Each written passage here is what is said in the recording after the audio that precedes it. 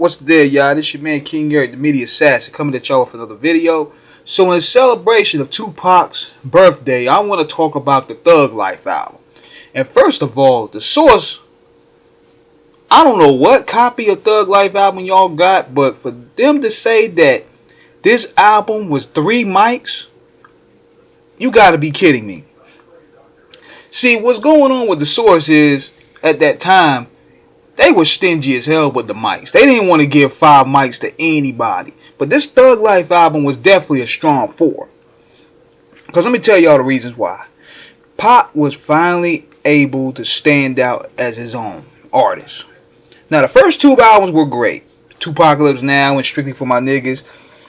He was kicking that militant shit, but he was still overshadowed by a lot of the people like Cube, like NWA, Dr. Dre.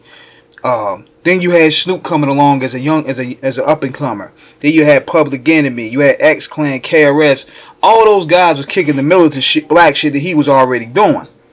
So he stood out in a way of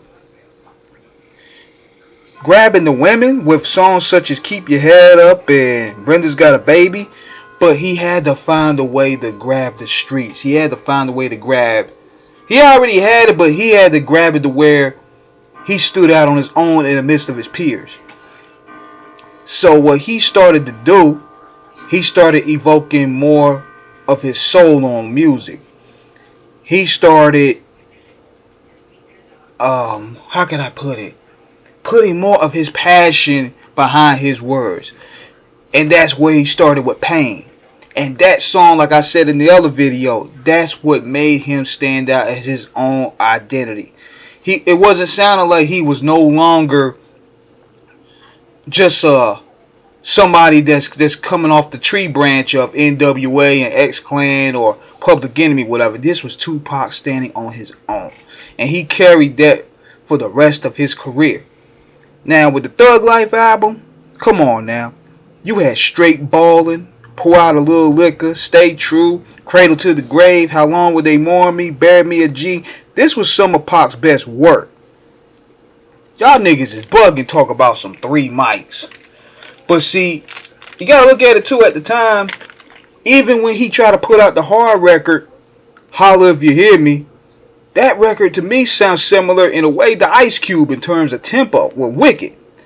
So what made Pac different was he was living really what these niggas was rapping about. He was catching cases, he was getting shootouts, he was beat by the police, he was harassed by the government.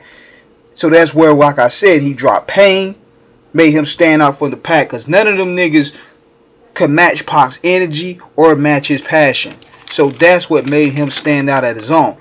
And on top of that, at that time period, he was getting paranoid about death. He started being one of the first rappers, aside from Scarface, to really express death as a form of paranoia, as a form of feeling where he was going in his life.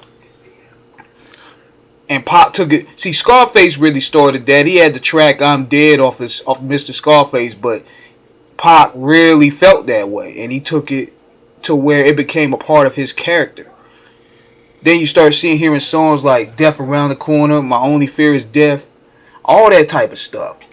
So the Thug Life album was also a launching pad for the people that he was working with at the time. But Pac was a star, of course. Now, I don't know what version of the Thug Life album they got. I'm thinking they got a different version from what we heard. But this was definitely a strong 4.